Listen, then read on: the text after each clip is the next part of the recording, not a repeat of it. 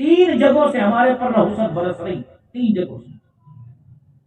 امام الاولیاء حضرت احمد علی صاحب لاہوری نور اللہ وبرکاتہ فرمایا کرتے کہ انسان کی زندگی کے اندر جو نفس نفسی اور بگاڑ پیدا ہوا پڑا ہے 3 راستوں سے۔ پہلا یہ کہ 80% نسل کا تباہ ہو جانا اس وجہ سے ہوا، یہ بچے اللہ کے رسول سے دور، گیموں میں، پریشانیوں میں، یہ بچے، یہ انسانی نسل جو تباہ ہو رہی ہے 80% اس میں یہ ہے کہ ہمارے گھروں کے اندر حلال آنا ختم ہو۔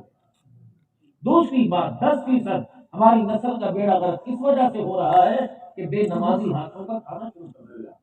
10% انسانیت اپنی اوقات سے اس لیے گر گئی کہ ہم نے اہل اللہ کی صحبت میں بیٹھنا چھوڑ دیا، اللہ کے ولیوں کے پاس، دیندار لوگوں کے پاس، متقی لوگوں کے پاس ہم نے بیٹھنا چھوڑ دیا، جس کی وجہ سے آوے کھاوے ساری کی ساری نسل تمام۔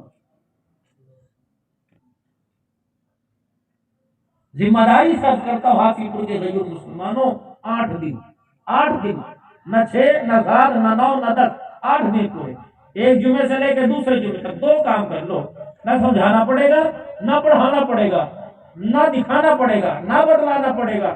8 دن حلال روزی گھر میں لاؤ، اور گھر والی سے کہہ دو بچوں کو جو کھانا پکا کے دینا ہے نماز قرآن کی پابندی کے ساتھ، باورچی خانے میں گھسے تو وضو، سر کے اوپر دوپٹہ ہو، ذکر الہی سے سبزی کٹے، ذکر الہی سے چمچہ چلے، اللہ کا ذکر دوسری پڑھتی ہوئی گھر کے کچنوں سنبھال لے۔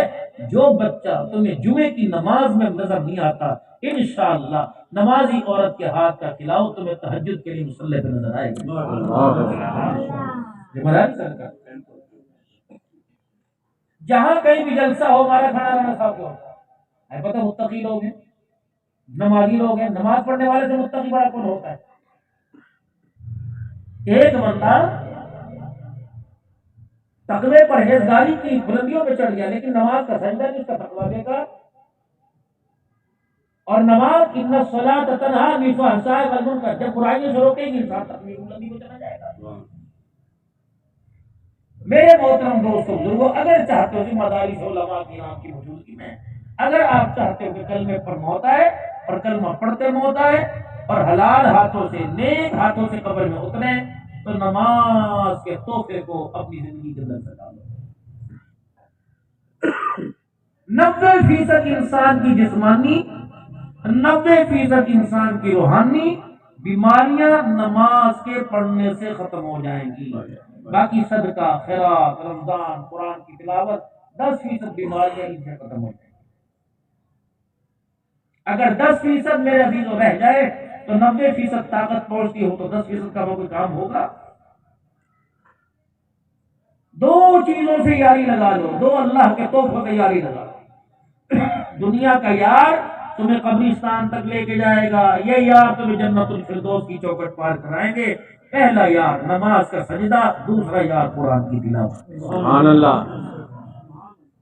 نماز پابندی، یہ سفارش، قرآن کریم کی تلاوت ہو، پڑھنا نہیں آتا دیکھنا شروع کر دو، یہ دیکھنا بھی برکت ہے۔ قرآن کھول لو، اللہ گھروں میں نور عطا فرمائے گا، اس پر عمل کرنا شروع کر دو، اللہ زندگیوں کے اندر نور نصیب فرمائے گا۔ اور میرے پیارو، اللہ تمہیں بہت عزت عطا فرمائے۔ قرآن پاک کے وہ حافظ جو نکمے ہو گئے اور قرآن پڑھ کے بھول گئے، اللہ کے واسطے زندگی ہے، قرآن پڑھ لو، ورنہ سارے معاملات تو بعد میں۔ قرآن جب اپنا حق مانگتا ہے، بندہ جب اپنا مانگتا ہے، نہ گلی دیکھتا ہے، نہ بازار دیکھتا ہے، نہ بڑا دیکھتا ہے، نہ چھوٹا، میرا کہیں میرا نہیں دیتا۔ قرآن بھی قیامت کے یہ نہیں دیکھے گا کشمیری آیا، ہاشمی آیا، فقیر آیا، میرا حق کوئی نہیں دیا، مجھے پڑھا ساری زندگی اس نے میری نسبت کے ساتھ، میرا نام ساری زندگی اس نے لیا، میری نسبت کا نام اسے حافظ یا حافظ کا نام کوئی حافظ پورے میں جانتا ہے، اسے شرم نہیں آتی کہ میری نسبت کا نام لیا اور مجھے بھول جائے؟ یا اللہ اس سے تو نہیں پڑھ، یہ جھگڑالو ہے۔ اگر پڑھنے والے کو جنت میں لے کے جائے گا